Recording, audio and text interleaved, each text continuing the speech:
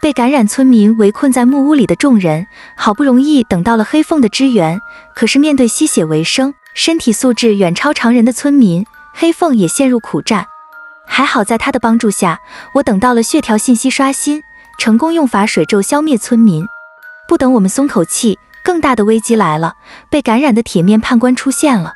铁面判官的头上有2根血条叠在一起，我勉强看出一个是铁面判官，只剩40点，被血魔附身；另一个叫血魔，还剩160点，由无数冤死之人的血液凝聚所幻化出之妖魔，以血体小成不惧水攻，擅长夺舍。铁面判官虽然修为高，但是他修的是纯阳炎木之术，而血魔是从死者残魂和阳血中运生的妖灵，火焰不仅伤不了他，还会淬炼他的肉身，让他变得更强，属于是刚好属性相克了。他们血条都不算高，可是现在问题来了，2人血条叠加，如果强行点血，只怕铁面判官也难逃一死。判官被感染了？怎么可能？他可是融合境，就算打不过，又有谁能留住他？曹理事，你冷静点。判官还活着，他只是被血魔夺舍了。闻言，众人脸色都是一喜，血魔的脸色也是微微一愣。真的？用水攻能把血魔逼出来，救出判官吗？不行，他不怕火也不怕水。之前污染湖水变出血湖制造幻觉的，只怕也是他。这只血魔跟这些村民不一样，他能附身融合境的高手，还没有弱点，这怎么打？呵呵，小姑娘，你知道的还挺多。血魔猩红的眼睛扫过众人，最后停留在我的腰间。把棺材里的东西交出来。他右手化为血爪，飞身朝我抓来。他的速度并不算快，黑凤瞬间出现在他身后，嗖嗖嗖，数道悬丝射出，将血魔的身形定住。黑凤用力收紧悬丝，却根本无法寸进。融合境高手的肉身早就千锤百炼，加上灵力防护，根本不是这开光境悬丝轻易能破开的。不等他彻底挣脱，黑凤一咬牙，拔出黑刃刺入地面，手指快速掐诀，当当当，无数黑色铁链破土而出，层层叠叠的将血魔的身体困在一个铁链球里。这招对黑凤的消耗很大，我悄悄给他点了血。我只能困住他，杀不死他，你们快走。咔咔咔，黑剑上有裂纹炸开，铁球从里到外开始变得血红，红色血毛猛地刺出，爆燃的火焰，铁球瞬间瓦解，黑刃也猛地折成2半。黑凤脸色一白，吐出一口鲜血，人也无力地跪坐在了地上。小心！我抡起手里的岩刀朝血魔劈去，感受着岩刀上的威势，血魔瞳孔一缩，快速后退，拉开了一点距离，脸上露出几分忌惮，又有掩饰不住的激动。果然跟无名人说的一样，是把好刀，刀身上汹涌的至阳之火，比这阳木剑还强上数百倍。虽然超出我现在的承受能力，但是如果能炼化此刀，用它来淬炼血体，假以时日，别说融合境，就是有朝一日真来了心动境、金丹境，老夫也不惧，不用再像现在这样躲躲藏藏了。黑凤，我没事。把无辜的村民变成嗜血的怪物，你为什么要做这么邪恶的事情？想喝血，自己养点牛羊不好吗？邪恶？难道还有比人类更邪恶的东西吗？老夫生于古墓，那墓主子孙为了让逝者升仙庇佑后人，陪葬了上百人，全都砍头而亡，鲜血流满了墓室。老夫花了几百年从鲜血和怨念中诞生，直到1年前几个盗墓贼挖开墓穴，把老夫扰醒。嘿嘿，老夫喜欢人血的味道，更喜欢让人类变成老夫的奴仆。所以你把人类污染当成傀儡？没错，就是血傀儡。老夫就是要把全世界的人都变成老夫的血傀儡。于是老夫附身在一个盗墓贼的身上，跟着他回了这里，把他们全村都变成了血傀儡。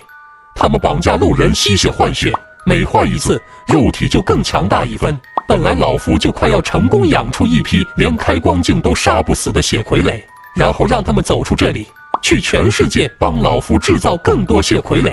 没想到现在被你们杀光了。不过没关系，老夫再寻个人多的地方，这样的东西想要多少还能再造多少。众人听得遍体生寒，如果他们没有发现这里，等这样的怪物悄无声息遍布世界，不敢想象人间得变成多可怕的炼狱。不过没关系，不久前有个无名人告诉老夫，你们将会运送一把至刚至阳的炎之刀经过这里。这把刀跟老夫属性相通的，老夫当然不能错过，便寻了处要地布下血域，只等你们自投罗网。没想到你们也有几分本事，居然能识破老夫的手段逃跑，还留下这个融合境高手想诛杀老夫。只可惜在老夫的血域里，融合境也拿老夫没办法，更别提此人的言术根本对老夫毫无威胁。无名人？那无名人是谁？那无名人是？奇怪，老夫明明看到了他的样貌，怎么突然什么都记不起来了？算了，现在这不是重点。跟那个飞行员一样，明明看到了，却不记得了。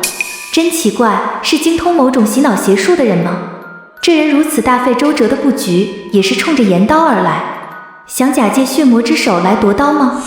血魔猩红的双眼死死地盯着我手里的岩刀。小姑娘，你不过玄照境初期，多用几次这把岩刀必然被反噬，倒是小命不保。只要你把这把刀交给我，我可以以道心起誓饶你一命，如何？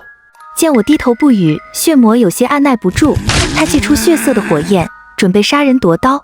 众人脸上都有决然之色，举起武器准备做最后的殊死一搏。我也终于下定决心，都别动，这岩刀可以给你，但是你必须放过我们所有人。何探员，邪魔之话不可信，等他得到岩刀，只怕更是无人能阻。你快走，我们会帮你争取时间。杨理事，这是唯一能让大家都活下来的机会了，我们不是这位的对手，更不可能从这位的手里逃出，先活下来再说吧。闻言，杨理事眉毛动了动，若有所思。听何探员的吧，都不要动。见二人如此决绝，众人脸上都露出一丝绝望之色，不再言语。血魔满意的点了点头。除了这个融合境，其他人老夫都可以放走，少吃几个人而已。这世上最不缺的就是人。老夫说到做到，你把岩刀放进那口袋丢地上，老夫便以道心发誓，今日可饶尔等一命。血魔强压冲动，眼巴巴地看着我收纳岩刀，就等袋子落地，便上前夺宝。就见我手一顿，仿佛突然想起什么般。可是如果你拿到岩刀，发现岩刀已经认主，肯定不会轻易作罢吧？血魔心头一跳，又用审视的目光开始打量我。认主？凭你？怎么可能？区玄照境怎可能驾驭此等神境？不对，如果岩刀没有认他为主，以他的境界又何德何能，可以使用此刀而不被反噬？难道这把岩刀跟他的先人有渊源，与他血脉相承？倒也绝非不可。看着他阴晴不定的脸色，我知道鱼儿上钩了。我改变主意了，让我附身在你的身上，否则我就杀光他们。就先从这碗铁丝的姑娘开始好了，你不想她死，就乖乖。好，那你来吧。我利索地把密云口袋一挂，张开手朝前走了一步。血魔愣住了。我想了一肚子的话，准备威逼他，没想到他竟一下子就答应了。不会有诈吧？你不是要附身吗？怎么还不来？你在耍什么花招？我哪有耍花招？你到底要不要附身？呵呵，不管这女人耍什么花招，只要老夫上了身，就由不得她了。她的速度并不算快，我只要在她离开铁面判官的一瞬间，拼命点她的血条，以最快速度清空就行了。这是能救判官的唯一方式，绝对不能失误。血魔露出阴恻恻的神情，红色血雾从铁面判官身上弥漫出来。我死死盯着那根血条，就等它离体的瞬间，撕拉，血条分裂，一堆血虫虚影爆射出来。完了，这么多血虫瞬间没入我的身体，我只感觉身体一僵，意识瞬间陷入一片黑暗中。何探员，